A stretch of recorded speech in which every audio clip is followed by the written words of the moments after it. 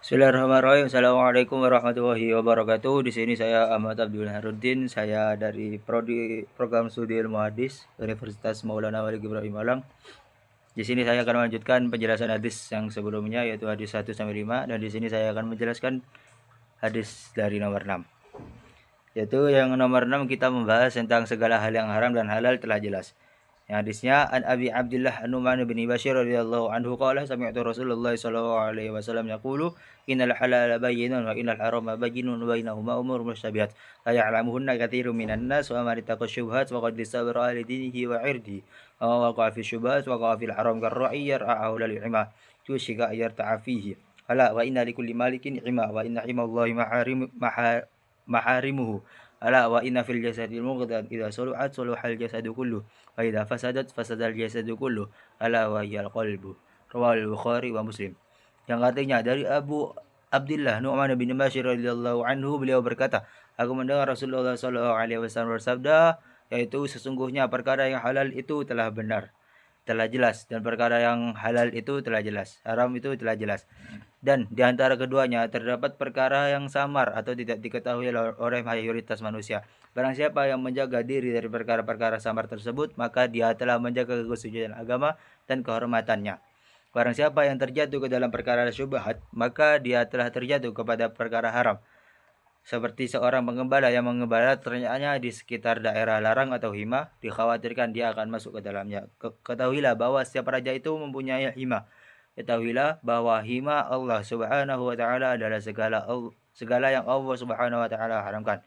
Ketahuilah bahwa dalam tubuh manusia terdapat sepotong daging, apabila daging tersebut baik, maka baik pula seluruh tubuhnya, dan apabila daging tersebut rusak, maka rusak pula seluruh tubuhnya. Ketahuilah segumpal daging tersebut adalah kalbu, hati.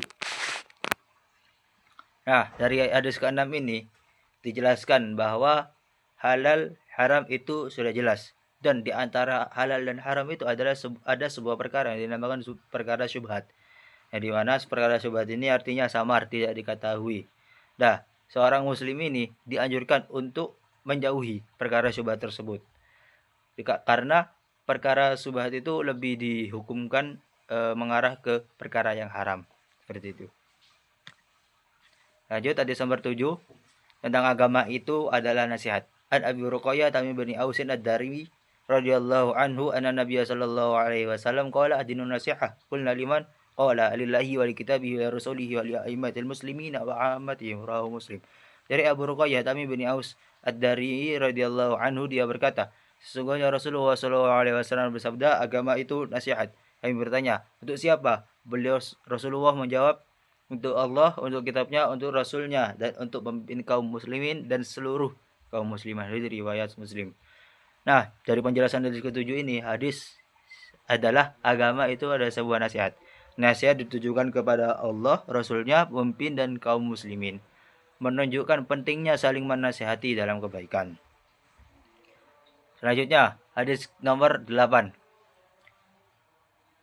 An ibni Umar radhiyallahu anhu anna Rasulullah sallallahu alaihi wasallam qala umirtu an uqatila nasa hatta yashhadu an la ilaha illallah wa anna Muhammadar Rasulullah wa yuqimus shalah wa yutuz zakah fa idza fa'alu dzalika asamu minni dima'ahum wa amwalahum illa bihaqqil Islam wa hisabuhum 'ala Allah ta'ala. Rawahul Bukhari wa Muslim. Dari Ibnu Umar radhiyallahu anhu, beliau berkata, Rasulullah sallallahu alaihi wasallam telah bersabda kepadaku, aku diperintahkan untuk memerangi manusia hingga mereka bersaksi bahwa tidak ada sesembahan yang hak selain Allah dan Muhammad adalah utusan Allah. Yang kedua, menegakkan salat, menunaikan zakat, dan apabila mereka telah melakukan itu semua, maka mereka telah melindungi darah dan harta mereka dariku, kecuali dengan Islam dan perhitungan mereka di sisi Allah Subhanahu wa taala, di riwayat Bukhari dan Muslim.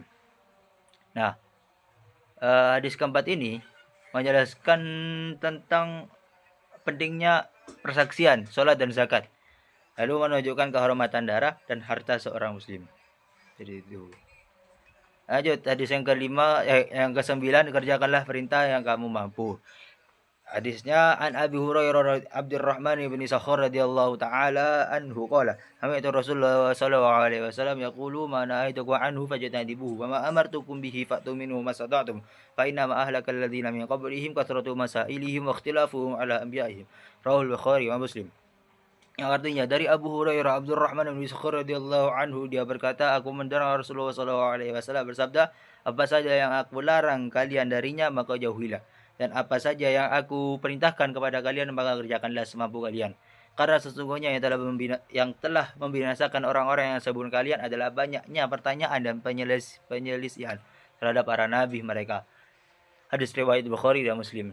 Nah, hadis ke-9 ini menjelaskan bahwa Allah tidak akan pernah membebani seorang hambanya di luar kemampuan hambanya. Jadi Allah itu memberikan ujian yang dimana ujian tersebut pasti hambanya itu bisa untuk melakukannya.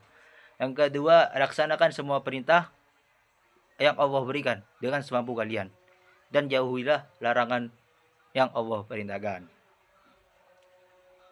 Lanjut, selanjutnya hadis ke-10. Yaitu tinggalkanlah sesuatu yang membuatmu ragu. An Abi Muhammad Al-Hasan bin Ali bin Abi Thalib sibti Rasulullah sallallahu alaihi wasallam ra'ayati radhiyallahu anhu maqala habitu Rasulullah sallallahu alaihi wasallam ma yaribuk ila ma la yaribuk rawi Tirmidzi wan Nasa'i wa qala Tirmidzi hadisun hasanun sahih. Dari Muhammad Al-Hasan bin Ali radhiyallahu anhu, cucu kesayangan Rasulullah sallallahu alaihi wasallam, berkata, aku hafal dari Rasulullah sallallahu alaihi wasallam, yaitu tinggalkanlah sesuatu yang membuatmu ragu dan kerjakanlah sesuatu yang tidak membuatmu ragu. Hadis riwayat Tirmidzi dan An-Nasa'i. Nah, hadis di sini menjelaskan bahwa Allah Maha baik dan hanya menerima sesuatu yang baik. Lalu rezeki yang halal mempengaruhi diterimanya doa dan ibadah. Jadi ketika kita ingin melakukan sesuatu tapi kita ragu untuk melakukannya, berarti di hati kita itu ada rasa semisal hal yang akan kita lakukan itu kurang cocok buat kita.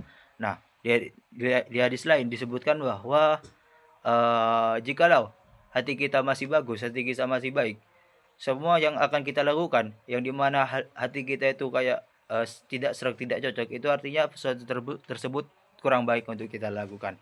Dan sebaliknya, jikalau hati kita itu kekeh, kuat, maka sesuatu yang akan kita lakukan tersebut adalah sesuatu yang baik. Tapi semua kadar baik dan jelek dan buruk itu tergantung pada syariat yang telah Allah berikan dan yang Rasulullah berikan. Sekian dari saya, hadis yang ke-6 dan sampai ke-10. Kurang lebihnya mohon maaf. Wassalamualaikum warahmatullahi wabarakatuh.